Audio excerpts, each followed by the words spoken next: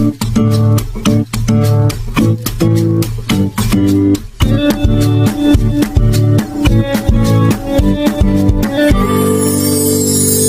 saya percaya ujian dan ketidakadilan yang dihadapi Pak MKC dan Pak Aponaris itu boleh saja setiap orang, mereka yang tidak menyukainya, mereka-rekakan yang jahat, memplanningkan yang jahat. Tapi itu ada satu maksud, ada satu izin yang dari Tuhan, semuanya dalam pantauan Tuhan, kedaulatan Tuhan. Itu ada satu maksud untuk bangsa dan negara kita Indonesia yang besar ini.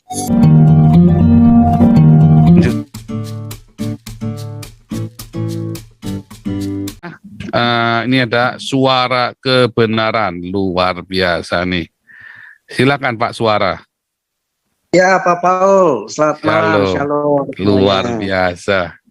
Ya, saya untuk Pak MKC, Pak Aponaris, jadi itu kan suatu ketidakadilan, bisa jadi ujian, bisa juga satu kesalahan, tapi saya melihatnya itu sebagai satu ujian. Saya mau kutip firman Tuhan, katakan Kejadian 50, ini juga ketidakadilan, ujian sekaligus yang dihadapi oleh Yusuf dalam Alkitab kita, 50 ayat 19-20, engkau mereka mereka-rekakan yang jahat, tapi Tuhan Allah mereka-rekakan yang baik dengan maksud untuk memelihara suatu bangsa yang besar. Jadi saya percaya ujian dan ketidakadilan yang dihadapi Pak MKC dan Pak Aponaris itu boleh saja setiap orang, mereka yang tidak menyukainya, mereka-rekakan yang jahat, memplanningkan yang jahat. Tapi itu ada satu maksud, ada satu izin yang dari Tuhan, semuanya dalam pantauan Tuhan, kedaulatan Tuhan. Itu ada satu maksud untuk bangsa dan negara kita Indonesia yang besar ini. Nah, saya yakin dan kita belum tahu karena ini kedaulatan Tuhan sampai di mana nanti rencana Tuhan untuk mereka-rekakan mendatangkan kebaikan bagi bangsa dan negara ini. Nah, kita tahu juga bahwa Roma 8 tuh bahwa Tuhan sanggup mengubahkan menjadi satu kebaikan bagi orang yang berharap kepadanya, bagi orang yang bergantung kepadanya, agar kita semakin serupa kepada Kristus. Nah, seperti itu. Jadi saya percaya bahwa setiap ketidakadilan yang terjadi memang kepada setiap umat manusia itu bisa ada dua, karena kesalahan diri sendiri, tapi bisa juga karena itu ujian dari Tuhan. Nah, kalau kesalahan dari diri sendiri, ya tinggal kita perbaiki kesalahan itu, cek small matter kita, hal-hal kecil kita, apakah ada yang masih belum beres. Nah, terus mesti juga smart work, mesti semakin smart, semakin berhikmat, seperti Pak Paul katakan, ya udah tahu saya mesti melakukan hal ini kepada bangsa yang membuat undang-undang penistaan, ya saya mesti semakin smart work, juga semakin best service. Nah, kita semakin best service walaupun orang-orang mereka-rekakan yang jahat, tapi kenyataannya pelayanan kita justru membela ketidakadilan, membela buat orang-orang yang teraniaya. Jadi kita bangun LBH, kita memberi makan kepada orang miskin, kita memberikan pelayanan untuk dokter-dokter bisa melayani sampai ke seluruh Indonesia buat mereka yang kesulitan di dalam pengobatan. Jadi pelayanan yang terbaik itu walaupun orang gembar-gemborkan dengan ketidakadilan, Pak Paul dikatakan buronan lah, orang penoda lah, segala macam, tapi orang melihat hasil karyanya, kerjanya. Nah, justru akhirnya menjadi mendatangkan yang direka-rekakan yang jahat itu, mendatangkan kebaikan bahkan bagi bangsa dan negara ini yang besar. Nah, itu kan justru malah ketidakadilan ini justru untuk membuat karakter kita itu justru nampak. Karakter kita kan akan nampak saat kita menghadapi ujian. Buah roh itu terbentuk dari respon kita terhadap ujian. Dan ujian itu kan bisa datang kepada siapapun. Bukan hanya MKC sama si Pak Aponaris, tapi kepada siapapun, kepada gereja, kepada orang tua, gembala, bahkan kantor kita sekalipun bisa aja tutup rugi, bangkrut, segala macam, gereja ditutup, bahkan untuk teman kita. Nah, jadi justru malah ujian itu buat kita itu sangat berharga sekali. Jadi ketika seseorang nggak bisa dibentuk melalui didikan, maka ujianlah yang membentuk dirinya kan. Ujian itu justru di perhadapan kita kadang supaya kita sadar bahwa kita harus berubah. Kadang ujian itu walaupun kecil, karena kecil kadang-kadang kita nggak peka untuk melihatnya, sehingga perlu ujian yang keras. Nah, kadang ya kita tidak sadar, seringkali kita juga mengabaikan ujian dalam hidup kita. Kadang-kadang makanya mesti peka. Nah, bagaimana supaya kita sadar ya, kita harus melatih diri untuk waspada terhadap ujian yang datang. Ya, jadi mesti dibentuk itu lifestyle kita, mesti ya sesuai dengan firman Tuhan supaya kita semakin peka. Ujian ketidakadilan yang kita hadapi kadang-kadang kan justru membentuk kita karakter untuk ujian kesabaran.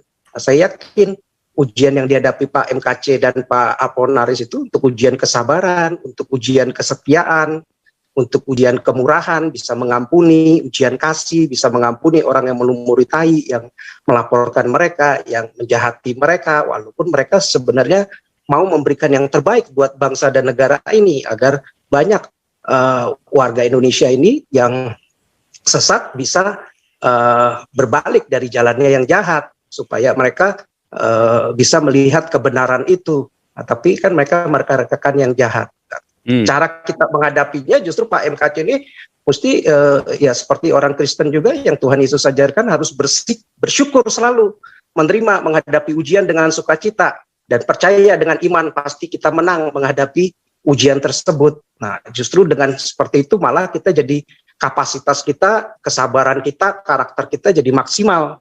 Nah, justru naik rohani kita, level rohani kita, buah-buah roh kita, damai sejahtera, sukacita, kemurahan, penguasaan diri, itu justru semakin naik level kita. Nah, justru itulah yang membentuk ujian. Justru Pak MKC dan Pak Aponaris ini justru berbahagia mendapat privilege, mendapat kesempatan yang luar biasa dari Tuhan, dikasih izin untuk menaikkan level dia, buah-buah roh dia. Justru lewat ujian di penjara, di dista, bahkan dilumuri tai ini, justru buah roh kesabarannya itu, kemurahan hatinya itu luar biasa. Dan ini saya yakin lewat itu malah nanti berkat jasmaninya akan mengikutinya, seperti kata Pak Paul tadi kan, justru yang tadi kesaksian bahwa justru Aponaris yang tadinya kurang dihiraukan, dengan dia tahan seperti itu, tahan uji seperti itu, sekarang kan berkat-berkat jasmani juga mengikutinya, keluarganya juga terpelihara, Pak MKC juga banyak disokong dananya, mungkin sebelumnya juga kurang kan, mungkin pendapatannya cuma 5 juta, 10 juta, 15 juta, sekarang kumpulin berapa bulan aja kita bisa ratusan juta kan. 10 juta aja nggak nyampe Pak, biasanya karena pensiunan toh. Iya. Nah, justru satu hal yang kita bisa pelajari dari Yusuf yang tadi, justru luar biasa, dia tidak pernah sakit hati, dia mengampuni, dia mengasihi. Amin. Kan, bahkan dia malah menolong, memelihara kakak-kakaknya yang sudah mereka-rekakan, yang jahat, yang menjual dirinya itu ke bangsa pedagang itu, sehingga dia harus masuk penjara kan, dia harus masuk penjara, dan dia sadar ini, dia melewati ujian itu, dan akhirnya bahkan dia malah justru mendapat kemuliaan itu, berhasil dipercaya oleh raja sebagai orang yang orang terbesar kedua di Mesir kan. Justru mendapat kepercayaan yang luar biasa, dan saya yakin MKC dan Aponaris ini akan mendapat kepercayaan, tadinya nggak terlalu banyak dikenal, sekarang semakin dipercaya asal dia lulus ujian itu gitu. Nah, saya yakin luar biasa. Jadi iman Kristen mau diapain aja, mau di penjara, mau dibunuh, mau dimatiin, mau dijejelin tai, tetap nama Kristus itu berkibar. Selalu beruntung.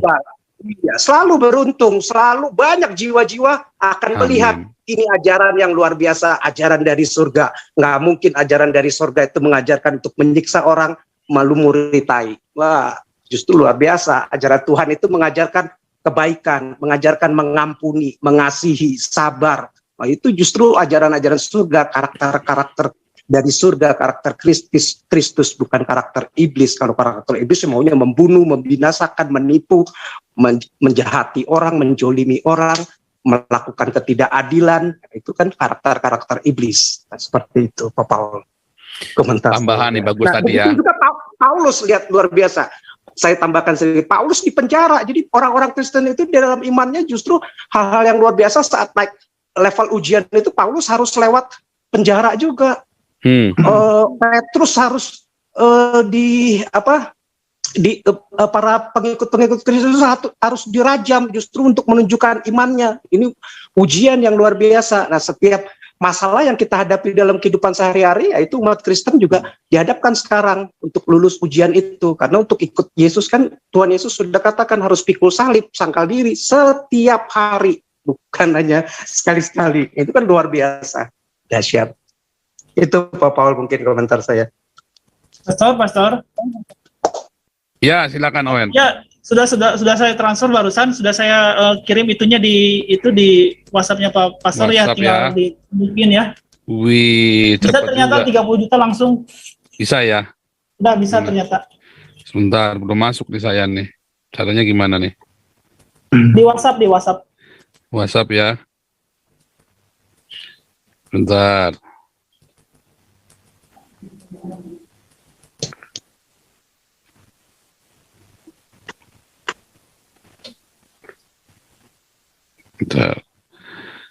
Ya, tapi saya buka deh, pelan-pelan. Jadi saya mau tambahin dikit ya tadi ya, benar ya. Saya 2018 itu ya, saya saya apply ya di Jerman ya, saya apply refugee ya.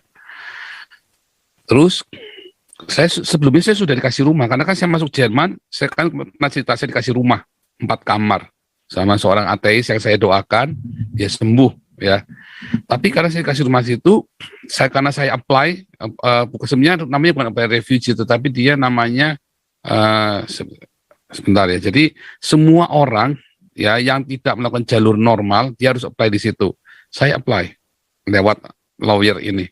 Kemudian saya senang, udah selesai kan, saya boleh tinggal. Tiba-tiba saya harus pindah. Ya, saya harus pindah karena di Jerman ini sistem negaranya kan federasi. Saya tidak boleh di situ yang saya sudah punya rumah. Padahal saya sudah punya rumah di situ, tinggal pakai. Tapi saya nggak boleh pakai rumah itu, saya harus pindah.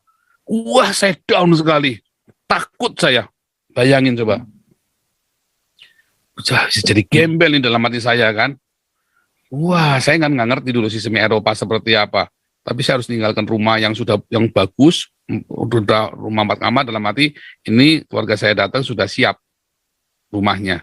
Dan saya sudah ada pekerjaan yang layak. Akhirnya saya pindah, saudaraku, pindah ke negara federasi yang di bagian yang lain, provinsi. Nah, kalau itu kan namanya federasi, tapi terus kemudian saya tinggal di camp, saudara. Saya tinggal di camp bersama dengan refugee. Nah, camp selama 2 minggu. Tapi saya nggak tahu waktu itu kan cuma 2 minggu saja. Saya pikir, waduh, di camp itu isinya 4.000 orang. Makanya saya bisa tahu isinya dalamnya camp, saudara. Dan saudara tahu saya down sekali. Saya protes sama Tuhan. Sekali lagi itu saya sudah bertahun-tahun nggak pernah protes. Tapi kali itu saya protes, Tuhan kok dibikin kemari Tuhan. Semalaman saya doa ya. Saya takut sekali masuk ke camp itu. Saya ingetnya apa? Nazi, tau nggak? Pokoknya stereotip saya itu, waduh, itu saya doa semalaman, Tuhan, ada apa Tuhan? Apa aku salah ya? Kemarin sudah baik semuanya. Ya di negara itu, di provinsi itu saya sudah punya rumah, sudah punya pekerjaan, lempar saya kudu ke camp. Tuhan diam, saudara. Paginya, kan malam itu saya tidur dalam keadaan gak karu-karuan, tidur di camp itu ya. Saudara tahu campnya itu, saya satu camp dengan orang-orang ini ya, orang-orang dari Afrika, orang-orang dari Timur Tengah. Saudara, campnya itu bersih sebetulnya, kamar saya itu bersih sekali. Cuman kamar mandinya itu jorok, karena mereka itu kalau buang air jongkok, di atasnya jamban itu, jambannya jamban duduk, tapi dia jongkok. Dan mereka tidak tahu bagaimana flushingnya itu, sehingga banyak kotorannya di situ, saudara. Wah, itu saya stres sekali, saudara, tambah stres lagi. Sehingga, terus saya cari alkohol segala macam. Wah, mungkin saya stres sekali, saudara. Wah, itu saya tidak karu-karu Tuhan, saya protes sama Tuhan itu ya 2 hari itu. Terus akhirnya, begitu saya tenang, saya melihat mereka, tiba-tiba kasihan, saudaraku. Akhirnya Tuhan bilang apa? Kamu injili mereka. Kamu injili mereka, dan saya injili mereka, saudara. Benar-benar saya injili mereka satu-satu di camp itu. Itulah pertama kali saya masuk ke camp. Saya tanya ke seluruh teman-teman saya, orang Indonesia, bagaimana cara masuknya ke camp. Nggak ada yang pernah, nggak ada yang tahu. Nggak ada yang tahu cara masuk ke camp pengungsi itu. Tiba-tiba Tuhan kirim saya ke tengah-tengah ke dalam camp pengungsi itu. 2 minggu. Cuman 2 minggu sih. Tapi kan yang penting saya di dalam situ. Saudara tahu apa yang saya lakukan 2 minggu itu? Saya injili itu orang-orang. Ya, puluhan dibaptis, saudara. Saya panen 40 orang hari itu. Terus saya pindah. Jadi ternyata saya dikasih rumah lagi, rumah yang layak juga ya, kasih rumah. Terus selama di rumah itu saya cekelan batu, saudara. Aduh tuh saya nangis waktu saya baptis itu. Saya datangi pendeta di camp itu kan, ada pendeta di situ, artinya namanya volunteer yang di situ, dia seorang pendeta. Saya datangin, saya peluk dia. Saya bilang, ternyata Tuhan kirim saya ke camp ini tujuannya buat menginjili orang-orang ini. Itu saya baptis 40 orang, saudaraku. 2 minggu itu saya baptis 40 orang. Saudara tahu apa yang terjadi selanjutnya? Dalam minggu-minggu berikutnya, 200 orang tuh ngantri dibaptis di camp itu, saudaraku. Dan pendeta yang baptis bareng saya, pendeta Jerman ini, sekarang jadi gembala di camp itu. Jadi Tuhan bekerja. Baik buruk apa enggak tuh saya itu datang ke Eropa kan mau nginjili para imigran ini kan, dan saya nggak mentok jalannya, nggak ada satupun yang tahu caranya masuknya gimana. Saya taruh di tengah-tengahnya itu, saudaraku. 2 minggu tuh 2018, saya ingat sekali 2018 itu saya taruh di situ.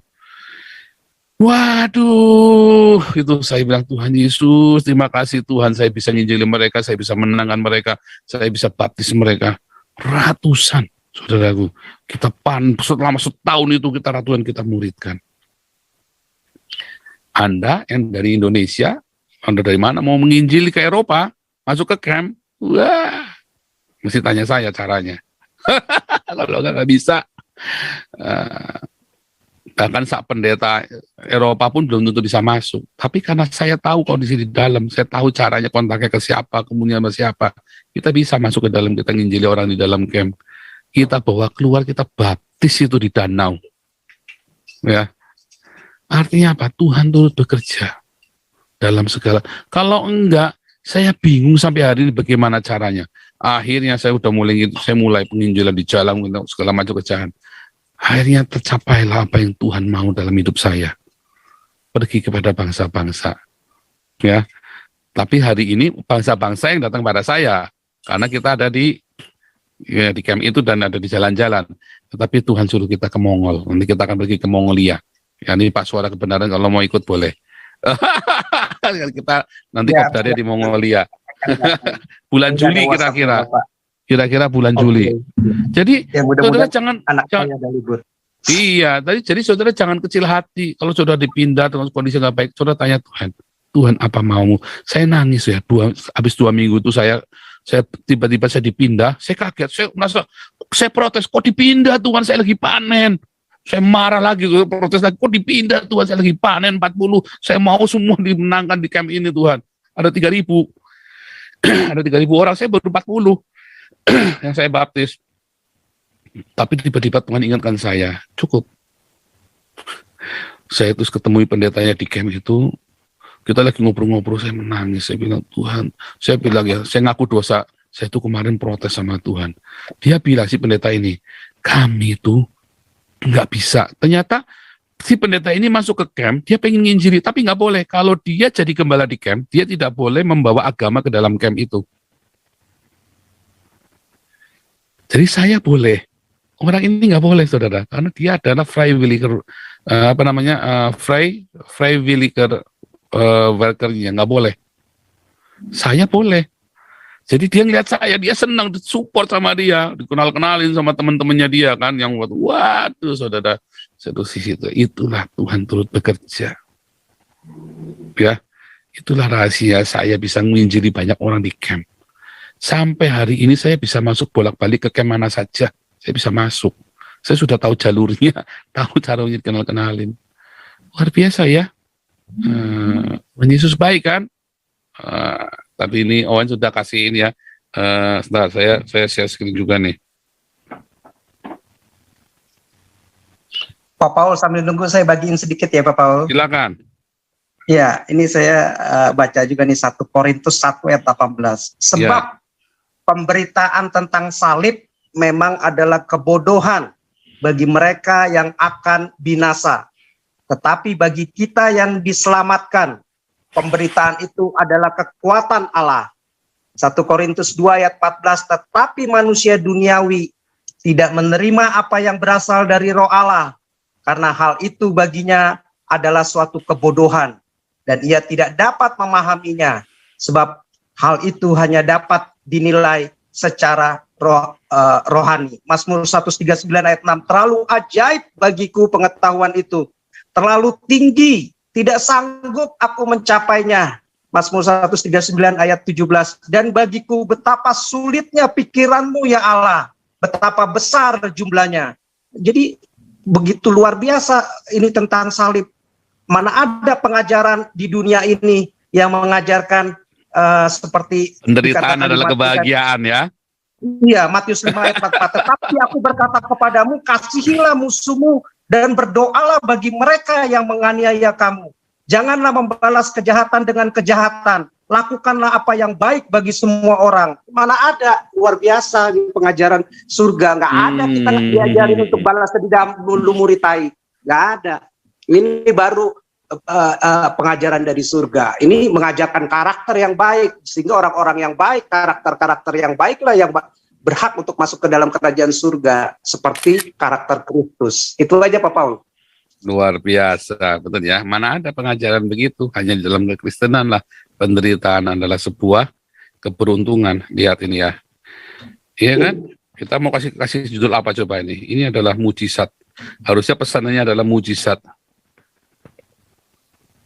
Bagi mereka kebodohan, bagi kita itu pengajaran luar biasa. Untuk keluarga Apollonaris Darmawan, bagi mereka kebodohan, bagi mereka kebodohan dan kesia-siaan semua penderitaan itu. Bagi kita itu adalah keberuntungan. Makanya Pak Paul, saya tambahin sedikit.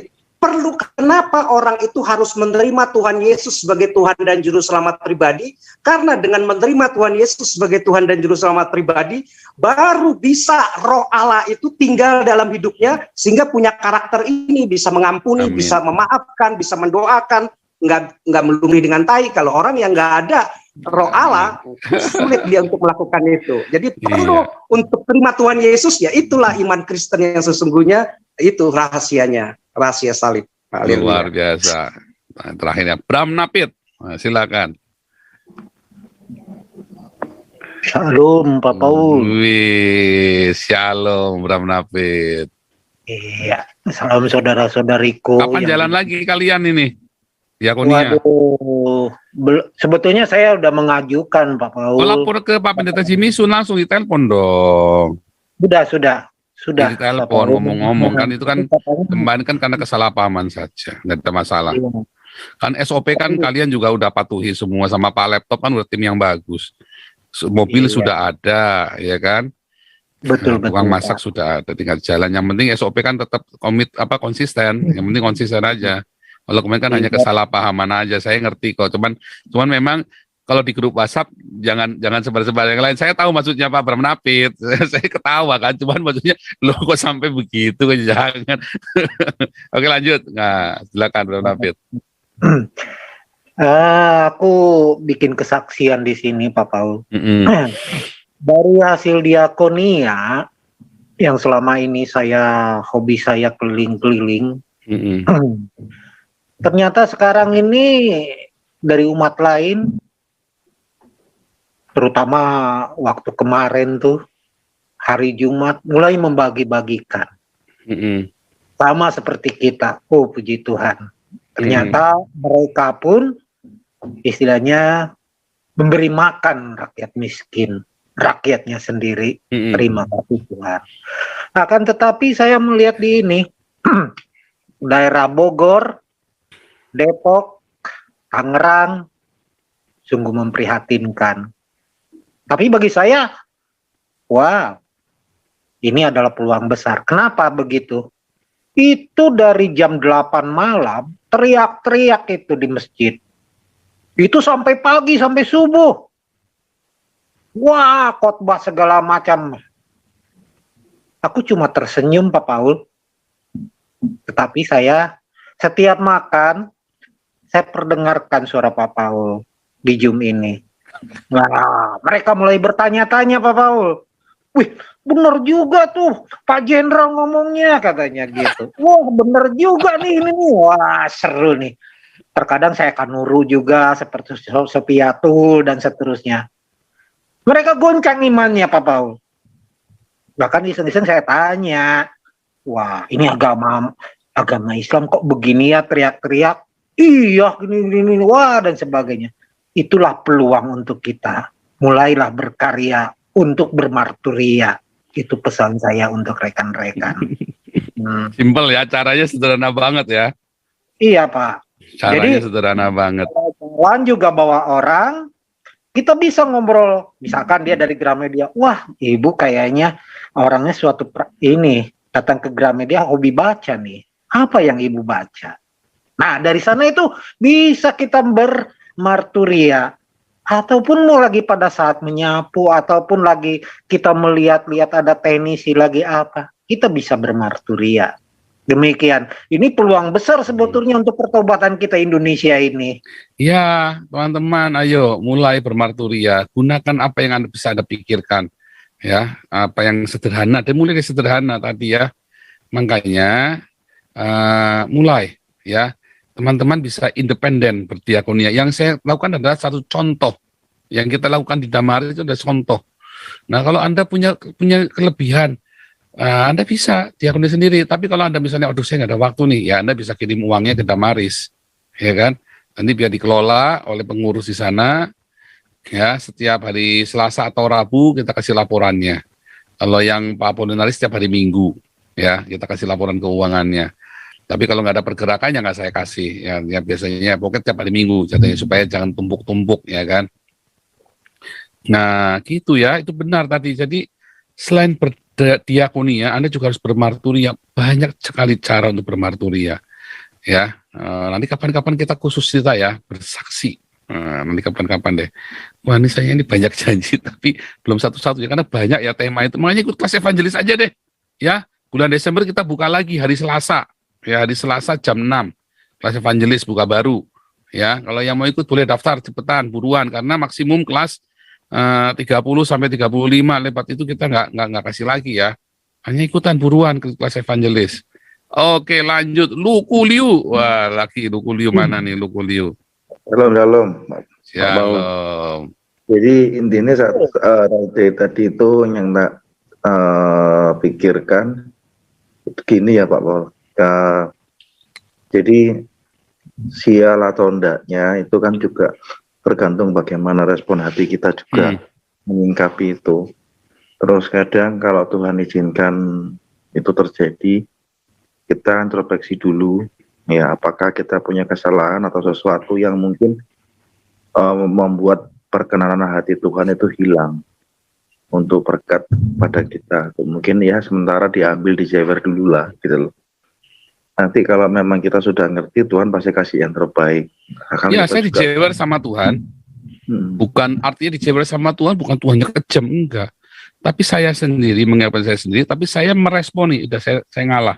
Saya sendiri yang bikin saya sendiri, wah, dulu saya bilang sampai diludahi orang. Biasanya, jangankan ludahi orang-orang berani ngomong saya nggak baik, tak kejar. Sampai ke liang kubur juga tak kejar. Oh, saya pernah mau gali kuburannya orang ya. Gara-gara saya marah sama orang ini, mau tak kejar orangnya udah mati, mau tak gali itu kuburannya itu serius. Gitu. Kalau nggak edan itu udah orang gila itu namanya, udah begitu. Tetapi ketika saya merespon dengan benar, aduh saya salah. Wah saya sampai diludahi. Tapi demi apa? Demi saya mau respon yang benar. Sampai diludahi saya mukanya orang-orang coba. Itu dalam hati saya pertama kali itu ya. Kudu kena, kudu cepat. Udah mati. Pengen rasanya mau tak bunuh ini orang loh.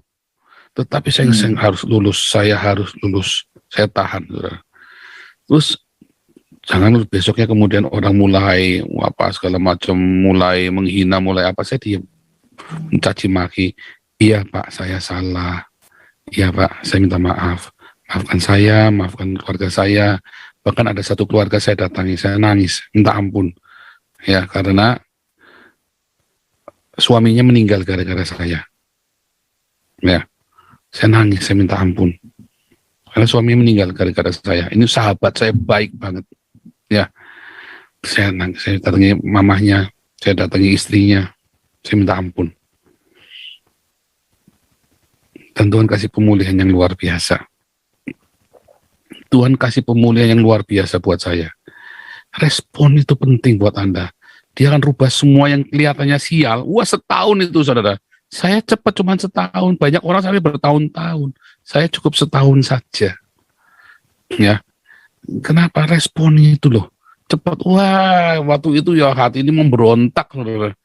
Aduh, sampai saya mukul tembok. Aku nggak tahan, saudara. Aduh, antara ego, antara kesombongan tadi yang lu bilang tadi ya. Antara ego itu. Nggak tahan. Wah, saya mukul tembok aja. Nggak tahan, hina begitu rupa. Tapi aduh, terima kasih Tuhan. Lulus walaupun nggak bisa dapat A, tapi lulus. Wah, itu penting. Ya. Dan respon itu benar. Langsung pembalikan keadaan. Cepat sekali.